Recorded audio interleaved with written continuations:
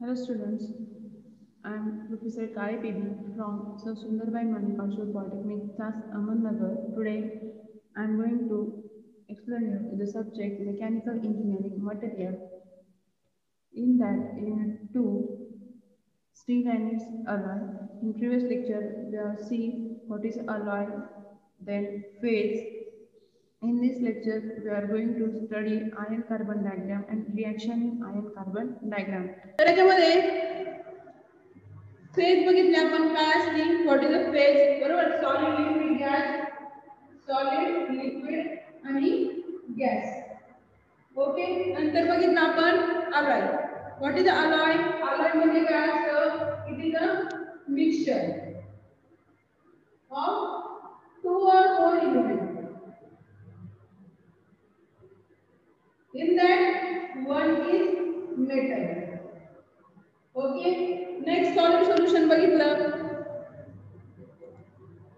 Solid solution म्हणजे काय असतं दोन काय असतात solid it is a mixture of solid next solidification बघितलं म्हणजे तुम्ही बर्फ कसा तयार करताल आपल्याला बर्फ तयार करायचं का नाही आपल्याला काय पाहिजे मेटल पाहिजे ओके नेक्स्ट बघितलं आपण ॲलोट्रॉपी ॲलोट्रॉपी म्हणजे काय असती हीटिंग आणि cooling heating and or cooling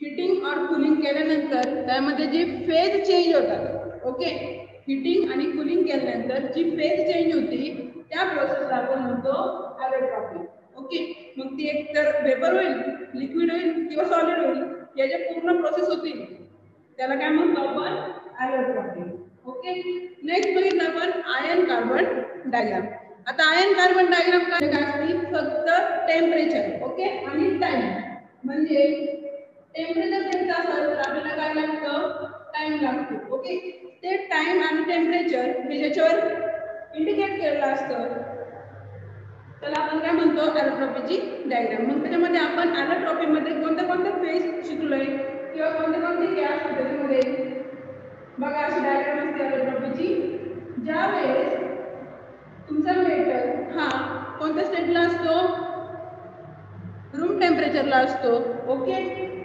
हा मेटलचा तुकडा आहे बरोबर रूम टेम्परेचरला ठेवलाय त्यावेळेस त्याच्यामध्ये कोणती फेज असती अल्फा फेज कोणती असती अल्फा फेज आपल्याला ह्याच्याच रिॲक्शन बघायच्या पुढं त्यासाठी आपण ही डायग्राम बघतोय आणि आयन कार्बनची परत काढणार आपण ओके अल्फा फेज फर्स्ट असते आपली अल्फा फेज नेक्स्ट डेला ज्यावेळेस जाते ती पहिला असते 727 ला 910 त्यावेळेस असती गॅमा ऑक्टेनाइड ओके तुम्हाला एमसीक्यू मध्ये 100% विचारणार अल्फा काय असतं फेराइट असतं गॅमा ऑक्टेनाइड असतं ओके नंतर नेक्स्ट स्टेज असती डेल्टा फेराइट ओके आणि शेवटची काय असती मोल्टन मेटल म्हणजेच काय लिक्विड ओके या फेज कधी तयार होतात ज्यावेळेस आपण टेम्परेचर देतो म्हणजे काय करतोय हीटिंग करतोय ज्यावेळेस हीटिंग होती त्यावेळेस काय होतंय ह्या फेजेस तयार होतात फर्स्ट स्टेज असते अल्फा फेराइट सेकंड असते गॅमा ऑक्साइड थर्ड असते डेल्टा फेराइट आणि मोल्टन मेटल मग याच्यामध्ये एक लक्षात ठेवायचं अल्फा फेराइट त्याची BCC म्हणजे काय बॉडी सेंटर क्यूबिक क्रिस्टल स्ट्रक्चरच असतं कधी BCC अल्फा फेराइटला गॅमा असतं FCC phase centre cubic crystal structure आणि डेल्टाला परत कोणतं असतं BCC एवढंच लक्षात ठेवायचं आता आयन कार्बन डायग्राम म्हणजे काय आयन अँड कार्बन आयन म्हणजे काय Fe आणि कार्बन म्हणजे काय म्हणजे हा जो रॉड आहे आपला बरोबर हा काय आहे रॉड आहे याच्यामध्ये पर्सेंटेज ऑफ आयन किती आहे आयन म्हणजे काय असतं तुमचं लोखंड ओके पर्सेंटेज ऑफ कार्बन किती आहे आणि आयन किती आहे आणि कार्बन किती आहे हे त्याच्यामध्ये आपण स्टडी करतो त्याला काय म्हणतो आपण आयन कार्बन ओके त्याच्यामध्ये काय निम्म्या प्रमाणावरती म्हणजे काही पर्सेंटेज ज्यावेळेस आपण त्याच्यामध्ये आयन टाकतो ओके, तर ती जी फेज असते तिला आपण स्टील म्हणतो, बरोबर. जे तुम्ही घरात स्टीलचे भांडे वापरता, ओके, आणि त्याच्या वरती म्हणजे जास्त पर्सेंटेज ऑफ कार्बन झालं तर ते काय होतं, कास्ट आयर्न होतं. ओके, तर ते आपण चेक करणार आपण इथं. नेक्स्ट फर्स्ट जी फेज असती सेम आपल्या ॲलोट्रॉपीची डायग्राम मध्ये आपण फक्त ही डायग्राम थोडीशी वेगळी आहे. फेज सेम त्यात असणार आहे तुझ्या.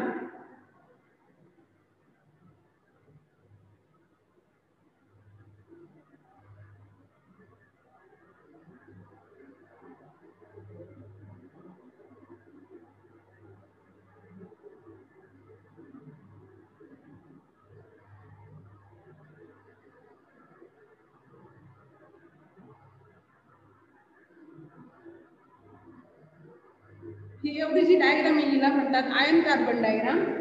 ओके, या आयन कार्बन डायग्राम वरती खाली काय असतं, पर्सेंटेज ऑफ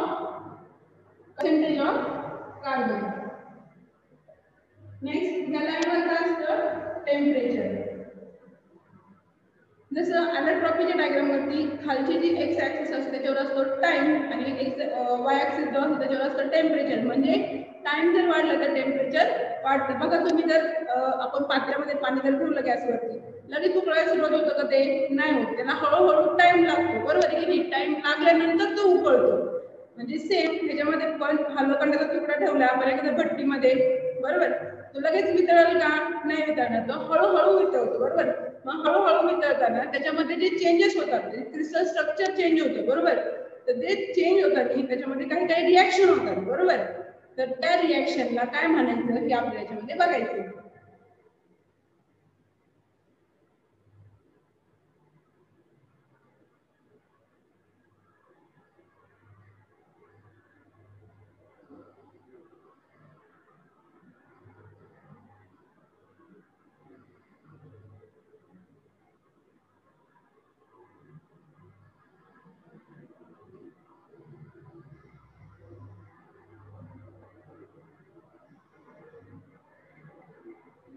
आता आपण जसं बघितलंय ॲलोट्रॉपीच्या डायग्राम मध्ये खाली काय असतं आपलं, फेराइट.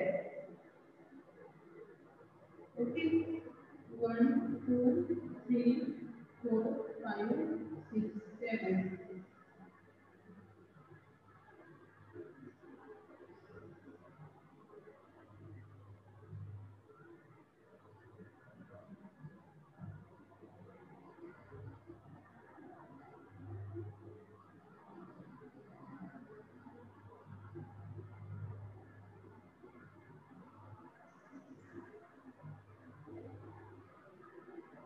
आता हे फेराइट जे असतं ते कोणतं असतं, alpha ferrite. Okay, alpha plus Fe3C.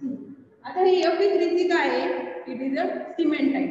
Okay, ही जी रिॲक्शन आहे आपल्याला पुढे बघायचंय कोणत्या रिॲक्शनला काय म्हणायचं. ओके, नंतर इथं जे असतं it is 0.035% of carbon.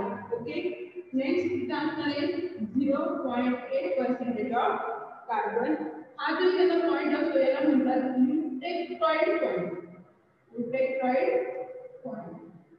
Okay, तुम्हाला ज्यावेळेस एमसीक्यू येईल त्यावेळेस ही डायग्राम नाही विचारणार.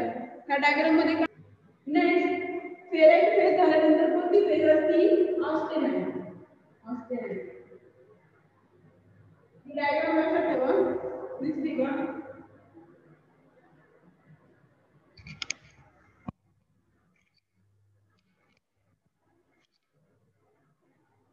ओके,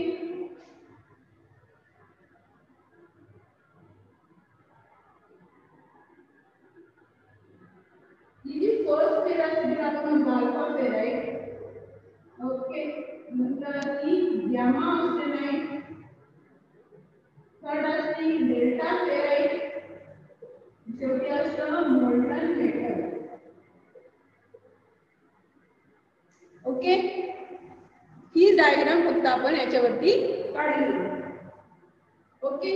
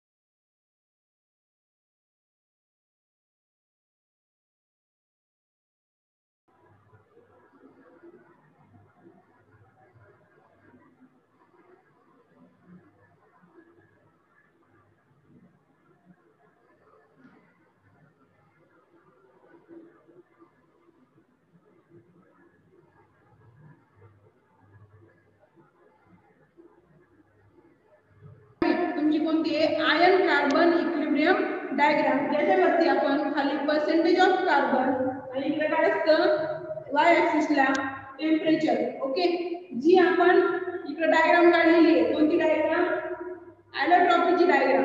ओके, ॲलोट्रॉपीच्या डायग्राम नुसार आपण काय केलंय ह्या आयन कार्बन इक्विलिब्रियम डायग्राम मध्ये पॉइंट्स घेतलेले आहेत. ओके, तर आता याच्यामध्ये लक्षात एवढंच ठेवायचं, जर 0 म्हणजे तिथं कोणतं असणार आहे रूम टेम्परेचरला ती वस्तू ठेवलेली असणार आहे आपण, बरोबर. म्हणजे हा जो रॉड आहे हा ठेवलेला आहे, तो रॉडला आपण काय करतोय हीट करतोय, वरती नेतो म्हणजे काय करतोय हीट करतोय. ही जी प्रोसेस असते ॲलोट्रॉपीची ती म्हणजे हीटिंग आणि कूलिंग. ज्यावेळेस आपण हीटिंग आणि कूलिंग करतो म्हणजे त्यावेळेस काय होणार तिथं फेज चेंज होणार आहे. ती जी फेज चेंज होती तीच प्रोसेस आपण काय करतो इथं शिकतोय. ओके, आता फर्स्ट जी फेज आहे फेराइट म्हणजे अल्फा फेराइट. ज्यावेळेस हा जो तुमचा रॉड आहे हा काय एक रूम टेम्परेचरला म्हणजे असंच ठेवलेला आहे. रूम टेम्परेचर म्हणजे काय तुम्ही ज्या टेम्परेचर मध्ये राहता त्याला काय म्हणतो आपण रूम टेम्परेचर. ओके, आता रूम टेम्परेचरला ठेवलाय तर त्याच्यामध्ये क्रिस्टल स्ट्रक्चर कोणतं असणार आहे BCC. ओके, कोणतं स्ट्रक्चर असणार आहे BCC म्हणजे body centre cubic crystal structure. Next ज्यावेळेस तो कुठपर्यंत 723 डिग्री सेल्सिअस पर्यंत जातो तिथपर्यंत. नेक्स्ट 723 च्या पेक्षा जास्त आपण त्याला काय केलंय हीट दिली, टेम्परेचर दिलं, तर त्याचं टेम्परेचर चेंज होतं म्हणजे त्याचं मेल्टिंग पॉइंट आणखी वाढतो, बरोबर. एक रॉडचा तुकडा घेतलाय त्याला आपण हीट करायला ठेवलेलं आहे, बरोबर. हीट करून आले कुठपर्यंत 723, त्याच्या वरती हीट केलं त्याला, तर त्याच्यामध्ये जी रिॲक्शन होती ती कोणती असती गॅमा ऑस्टेनाइट. कोणती असती गॅमा ऑस्टेनाइट. गॅमा हे ऑस्टेनाइटच असतं आणि त्याचं क्रिस्टल स्ट्रक्चर कोणतं असतं FCC phase centre cubic crystal structure. Okay, next हे जे पॉइंट आहे युटेक्टिक पॉइंट, हा जो आहे तो युटेक्टॉइड पॉइंट आहे.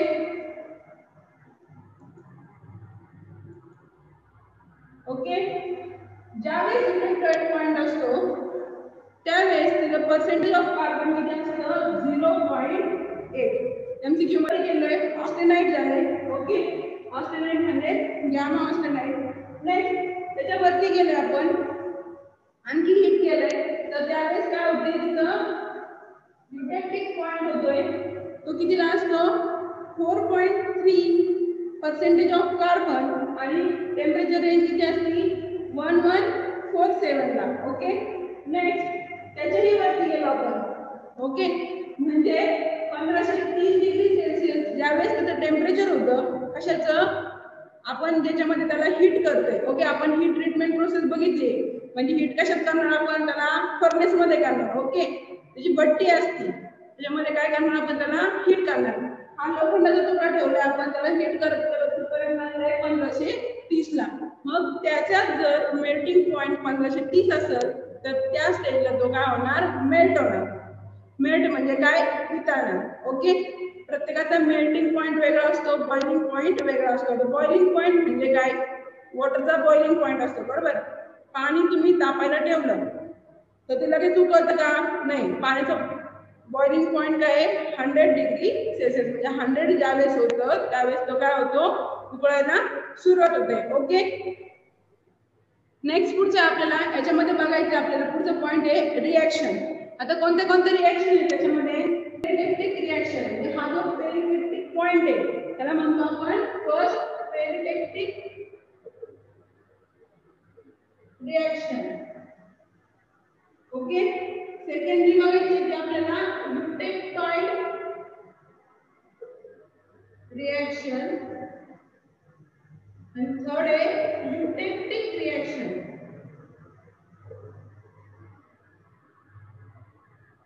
ओके, आता याच्यामध्ये तुम्हाला बाकी माहिती डायग्राम मध्ये पॉइंट दिसतात बघा युटेक्टॉइड पॉइंट, युटेक्टिक पॉइंट आणि पेरिपेक्टिक पॉइंट. ह्या पॉइंटला काय होणार रिॲक्शन होतं. आता रिॲक्शन होती म्हणजे काय होतं तुम्ही एखादी गोष्ट टाकता, बरोबर. ऍसिड आहे, ऍसिड जमिनीवर टाकलं कधी फरशीवर टाकलंय का काय होतं ती फरशी व्हाईट होती, बरोबर आहे की नाही. मग ती व्हाईट होती म्हणजे तिथं काय होतं त्याच्यामध्ये रिॲक्शन होती, बरोबर आहे की नाही. सेम हे जे पॉइंट असतात युटेक्टिक पॉईंट असतो म्हणजे ह्या पॉईंटला गेल्यानंतर त्याच्यामध्ये काहीतरी रिॲक्शन होती, बरोबर. म्हणजे एक ते मेल्ट व्हायला सुरुवात होतं किंवा काहीतरी व्हायला सुरुवात होतं, बरोबर. म्हणजे ज्यावेळेस वरती जातो त्यावेळेस मेल्ट व्हायला सुरुवात होतं. आणि जर समजा वरून खाली यायचे असेल आपल्याला, आपण काय केलंय इथं प्युअर मेटल म्हणजे काय केलंय, मोल्टन मेटल जे असतं आपण कशामध्ये बघितलंय, ॲलोट्रॉपीच्या डायग्राम मध्ये वरती काय असतं, लिक्विड असतं, बरोबर. त्या लिक्विडला आपल्याला घट्ट करायचंय. मग आपण ते कसं करणार, त्याला थंड करत आणणार, बरोबर की नाही. मग ते काय करणार, वरती टेम्परेचर दिल्यानंतर वाढतंय, खाली घेतल्यानंतर काय होतंय, कमी होते. ओके. मग त्याच्यामध्ये इलेक्ट्रिक आणि पेरिटेक्टिक या रिएक्शनचा आपला पेरिटेक्टिक रिएक्शन. आता पेरिटेक्टिक रिएक्शन कुठे होती, इथं होती, बरोबर. ज्यावेळेस it is a high temperature reaction observe at कुठं असते ती 1498. इथं बघा इथे किती आहे, 1400च्या वरती होती जी रिएक्शन पेरिटेक्टिक रिएक्शन. जी रिएक्शन ॲट टेम्परेचर किती 1498 डिग्री सेल्सिअसला होती. It occurs in 0.18 18% of carbon. Okay. Peritectic reaction कधी होती, इथं. आणि हा रिजन कोणता इकडचा 2.1 च्या इकडचा जो रिएक्शन रिजन आहे त्याला म्हणतो आपण स्टील. आणि 2.1 च्या पुढे गेलं त्याला काय म्हणायचं, कास्ट आहे. हे काय आहे, पर्सेंटेज ऑफ कार्बन. म्हणजे एवढं पर्सेंटेज ऑफ कार्बन असेल तर त्याला स्टील म्हणायचं. 2.1 पर्यंत आणि 2.1 च्या पुढे गेलं म्हणजे जास्त पर्सेंटेज म्हणजे 2.5 झालं, 2.3 झालं, सॉरी 3 झालं, 4 झालं, याला काय म्हणतो आपण, कास्ट आयर्न. ओके. आता फर्स्ट आहे पेरिटेक्टिक रिएक्शन. मग ती रिएक्शन कुठे होती, इथे होती, बरोबर. मग ह्या पॉइंटला टेम्परेचर किती आहे हे बघायचं. त्यानंतर इथं खाली पर्सेंटेज ऑफ कार्बन किती हे बघायचं. याला म्हणतो आपण peritectic reaction. Sorry, okay. Reaction eutectoid reaction.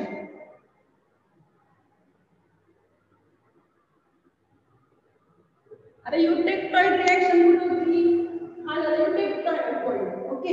आता युटेक्टॉइड पॉइंट किती आहे, 0.8 ला. ओके. ह्या 0.8 ला इकडं टेम्परेचर किती आहे हे बघायचं. किती टेम्परेचर आहे तिथं, 727. 727. आणि कुठं ऑफर होती ही 0.3 ला. 0.3% of carbon steel. Okay. Third point काय आहे, युटेक्टिक. 1147 आणि पर्सेंटेज ऑफ कार्बन किती आहे, 4.3. 1147 डिग्री सेल्सिअस आणि पर्सेंटेज ऑफ कार्बन किती आहे, 4.3. ओके. तर in that first peritectic reaction, what is the peritectic reaction? This is a high temperature reaction observed at 1498 degrees Celsius. It occurs in 0.18% of carbon in steel. This reaction is as follows. Delta plus liquid, it gives gamma, where delta is ferrite, L means liquid steel means molten metal, and third one is gamma means austenite phase. The carbon content of these constants are delta is 0.1, liquid is 0.5 and gamma is 0.18%. The general reaction is observed as solid, liquid, solid plus liquid, it gives solid 2. Next reaction is Eutectoid reaction. What is Eutectoid reaction? This is a low temperature reaction observed at 727 degrees Celsius. It occurs in 0.18% of carbon steel. This reaction is as follows. Gamma is equal to alpha plus Fe3C. Gamma is austenite. Alpha is equal to alpha iron ferrite. Fe3C means combined carbon cementite. Next, the carbon content of this constant are gamma is 0.8%, alpha is 0.025%, Fe3C means cementite is 6.67%. The general reaction is given as solid 1 is equal to solid 2 plus solid 3. Next reaction is eutectic reaction. This is a medium temperature reaction observed at 1148 degrees Celsius. It occurs in 4% of carbon in steel. This reaction as follows: liquid it gives Fe3C plus gamma. L means liquid steel, molten steel. Gamma, austenite. Fe3C cementite is combined carbon cementite. This carbon content of this constant are L is 4.3, gamma is 2.0, Fe3C is 6.67. This general reaction is as a liquid, it gives solid 1 plus solid 3. Thank you very much.